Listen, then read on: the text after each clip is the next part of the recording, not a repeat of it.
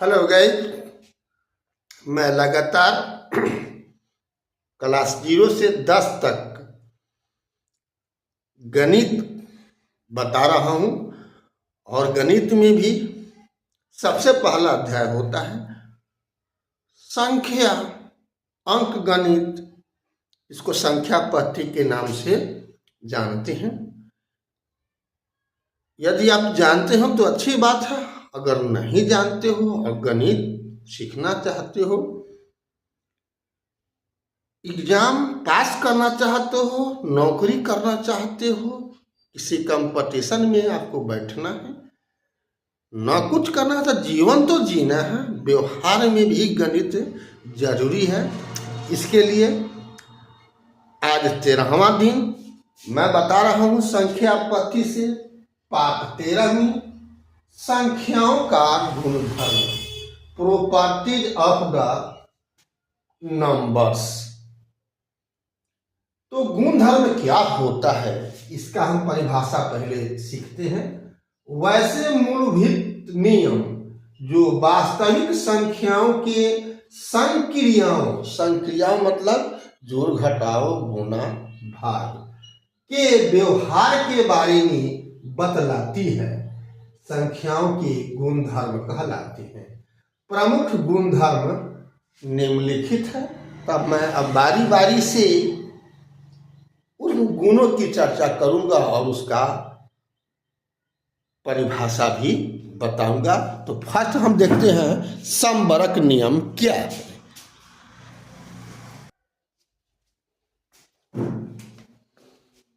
तो पहला का जो गुणधर्म है वह है समवृत्त या समवर्ग गुणधर्म। यह क्या है? आशा है आपको शायद इसके बारे में ठीक से नहीं मालूम हो। नहीं मालूम है तो मालूम कर लो, मालूम है तो अच्छी बात है। यदि दो संख्याओं पर कोई संक्रिया की जाए तो परिणामी भी उसी जाति समुच्चय यानी समूह से मतलब होता है समूह का प्राप्त हो। जिस समूह की संख्याएं हो तो उसे समवृत्त या समवर्ग कहा जाता है। अब जैसे में हम ले रहे हैं कि जोड़ और गुणा में प्राकृत संख्याएं समवर्ग नियम का पालन करती है, किंतु गुणा और भाग में नहीं। ये अटल सत्य है नियम। तो प्राकृत संख्याएं जोड़ घटाओ में समवर्ग नियम का पालन करती है, किंतु गुणा और भाग में नहीं। कैसे? हम उदाहरण से इसको समझते हैं।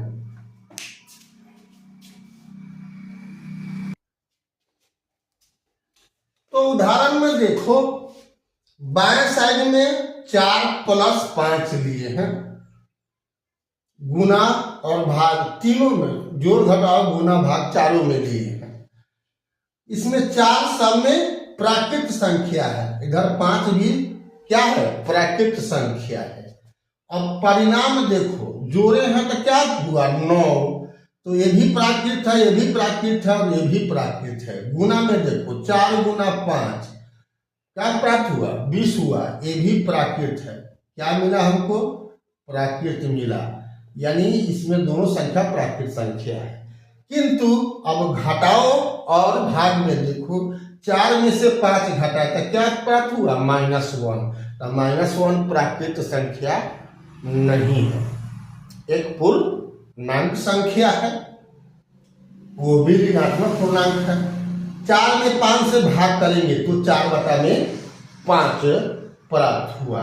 ये भी क्या है? प्राकृत संख्या नहीं है। कहने का मतलब हो गया कि प्राकृत संख्याएं जोड़ और गुणा में समवर्ग नियम का पालन करती है, किंतु घटाओ और भाग में नहीं करती है।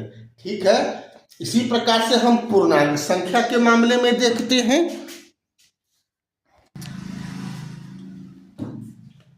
तो में हम पूर्णांक संख्या के मामले में कहते हैं पूर्णांक संख्या जोड़ घटाओ गुना में समवर्त नियम का पालन करती है किंतु भाग में नहीं। जैसे अब -5 + 4 लिए, दोनों पूर्णांक संख्या है तो, और इसका रिजल्ट क्या होगा -1, ये भी पूर्णांक है, ये दोनों पूर्णांक था, ये भी पूर्णांक है। उसी ढंग से घटाओ में देखो -4 -4 की क्या होगा -9, ये भी पूर्णांक संख्या है। -5 गुना -4 मिला, गुना करने पर क्या 20, ये दोनों माइनस था प्लस मिला, लेकिन ये भी पूर्णांक की संख्या है, ये भी पूर्णांक है। इस तीनों में समवर्त नियम का पालन हो रहा है, समवर्त या समृद्ध नियम का पालन है। किंतु यहाँ देखो 5 पूर्णांक संख्या है, 4 भी पूर्णांक संख्या, लेकिन 5/4 में का मतलब होगा 5/4, तो ये आपका पूर्णांक संख्या नहीं है। ये पूर्णांक है किंतु ये पूर्णांक संख्या नहीं है। मतलब यहाँ समवर्त या समृद्ध नियम का पालन नहीं है। ठीक है, बात समझ गए हो। इसी प्रकार से आपको जो भी संख्या का समूह है उन सभी के बारे में आप अब नियम आप खुद तय कर सकते हो, क्योंकि हमको समझाना था कि से समवर्त नियम होता क्या है। हम पूर्णांक के बारे में बता दिए, प्राकृत के बारे में बता दिए, ये और किसी संख्या के मामले में भी आपको ये नियम पूछा जा सकता है, लेकिन 2 यही मुख्य होता है। ठीक है, तो हम अब अगला प्रॉपर्टी पर हम बात करेंगे, क्या है देखते हैं।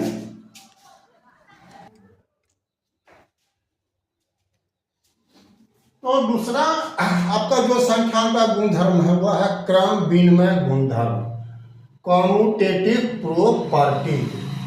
जब संख्याओं के क्रम बदलने से परिणामी नहीं बदले तो कहते हैं क्रम विनिमय नियम का पालन हुआ है। बदलने से कथी में, संक्रिया में। संक्रिया मतलब यहाँ पर जोड़ घटाव गुना भाग में। अब ए में बी जोड़ो तो जोड़ो, चाहे बी में ए जोड़ो, परिणाम बराबर ए गुना बी बराबर होगा बी गुना ए का। जोड़ और गुना में क्रम विनिमय नियम का पालन होता है, किंतु घटाव और भाग में क्रम विनिमय नियम का पालन नहीं होता है। यहाँ पालन होता है, पालन होता है, यहाँ पर पालन नहीं होता है।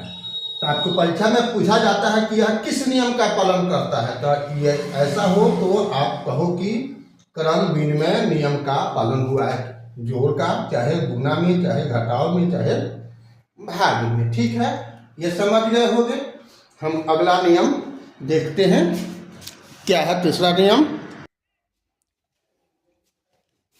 तीसरा है साहचर्य गुणधर्म, एसोसिएटिव प्रॉपर्टीज। जब 3 या अधिक संख्याओं के संक्रिया में समूह या कोष्ठ बदलने से परिणाम नहीं बदलता तो कहा जाता है साहचर्य नियम का पालन हुआ है। a + b को हम पहले काम कर रहे हैं, उसमें फिर इसको काम करते तब जोड़ रहे हैं c। ऐसा ना करके हम a अलग कर दिए और पहले हम b और c को जोड़ रहे हैं।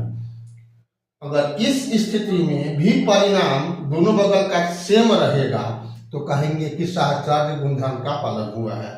तो आपका जोड़ में और गुना में साहचर्य नियम का पालन होता है, लेकिन फिर घटाव और भाग में नहीं होता है, याद रखिएगा। इसलिए हमने 2 ही उदाहरण दिया है।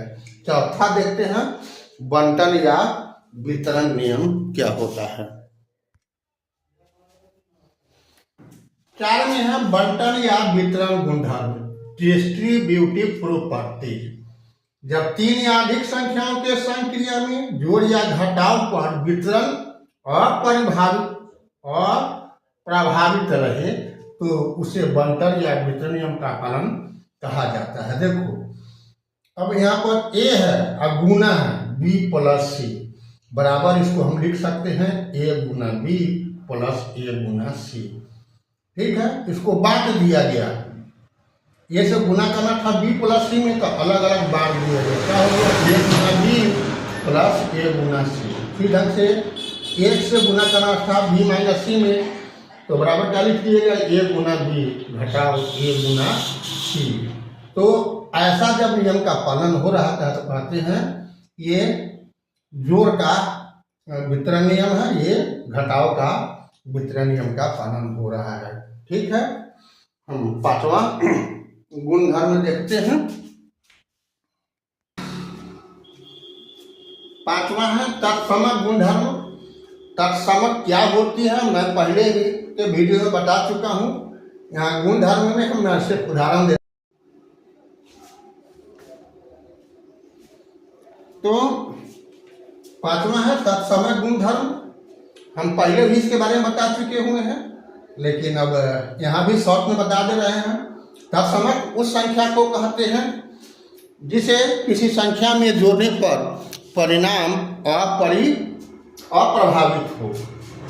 तो यह दो प्रकार का होता है, योज्य और गुणात्मक। तो योज्य तत्समक क्या होता है, 0, और गुणात्मक तत्समक क्या होता है, 1। किसी संख्या में 0 जोड़ो या घटाओ कोई फर्क नहीं पड़ेगा। यहाँ a प्लस 0 बराबर a माइनस 0 बराबर a। गुणात्मक तत्समक यानी 1, क्या a में गुना करो 1 से तो a, और a में भाग करो आप 1 से तो a ही रहेगा। याद रखना है, योज्य तत्समक होता है 0 और गुणात्मक तत्समक होता है 1। ठीक है, अगला देखते हैं लास्ट हम। तो संख्याओं का गुणधर्म जो क्लास 10 तक जानना है उसमें लास्ट अब यही है, व्युत्क्रम गुणधर्म। तो व्युत्क्रम के मामले में पहले भी आपको हम दे दिए हैं। व्युत्क्रम जो है प्लस का या माइनस का, उससे योज्य वाला नहीं है। यहाँ पर व्युत्क्रम दो होता है, योज्य प्रतिलोम, मतलब चिन्ह रूप में। अगर प्लस ए है तो इसका योज्य प्रतिलोम क्या होगा, माइनस ए होगा, और इसका जोगफल क्या होता है, 0 होगा। क्या होगा, 0 होगा। और होता है गुणात्मक प्रतिलोम। तो ए का गुणात्मक प्रतिलोम क्या होगा, 1/a होगा, और तो इसका प्रतिलोम आंसर क्या होता है, 1। तो योज्य प्रतिलोम का जोगफल, कोई संख्या और उसका योज्य प्रतिलोम का जोगफल क्या होता है, 0 होता है। अगर कोई संख्या है और उसका गुणात्मक प्रतिलोम है, तो उसका गुणनफल क्या होगा, 1 होगा। ठीक है, बात समझ गए। मतलब कि a प्लस बी बराबर 0, इसका मतलब हो गया कि a और b एक दूसरे का क्या है, प्रतिलोम है, तब वही 0 है। अगर ए बी बराबर 1 है, इसका मतलब हो गया कि a और b एक दूसरे का गुणात्मक प्रतिलोम है। तो याद ये रखना है, ये नियम ये बताता है कि कोई संख्या और उसका योज्य विलोम का जोगफल क्या होगा, 0 होगा। लेकिन कोई संख्या और उसका व्युत्क्रम का गुणनफल 1 होता है। तो ये सब गुण आपको याद रखना है। अभी तक आपने यदि फेसबुक पर, इंस्टाग्राम पर बीके आर कुशवाहा प्रोफाइल को फॉलो नहीं किया है तो फॉलो कर देना है, और यूट्यूब पर सब्सक्राइब नहीं किया है तो बेल आइकन दबा करके सब्सक्राइब कर देना है, ताकि हमारे हर एक्टिविटी का नोटिफिकेशन आपको मिल जाए। ठीक है, और ऐसे ऐसे गणित का जो आपको एक तरह हर जगह आपको नहीं मिलेगी। लोग टीआरपी के लिए काम करते हैं, लोग व्यू के लिए काम करते हैं, और मैं आपके लिए काम कर रहा हूँ। अगर आप हमसे कुछ पा लेते हो तो इससे बड़ा बात मेरे लिए कुछ नहीं होगा। आपका सोशल मीडिया भी कहती है कि भाई आप ट्रेंडिंग सवाल पर काम करो, जो चर्चा का विषय है। अरे भाई, चर्चा के विषय से आपका भविष्य नहीं बनने वाला है, तो वह व्यू के दृष्टिकोण से है, लेकिन आपको सीखने के लिए A to Z चाहिए, जो मैं कोशिश कर रहा हूं कि आप गणित का बारीकी को अच्छी तरह से समझ लें। ठीक है, तो फिर मिलते हैं अगला वीडियो में। तब तक के लिए जय हिंद, जय जगत, जय भारत।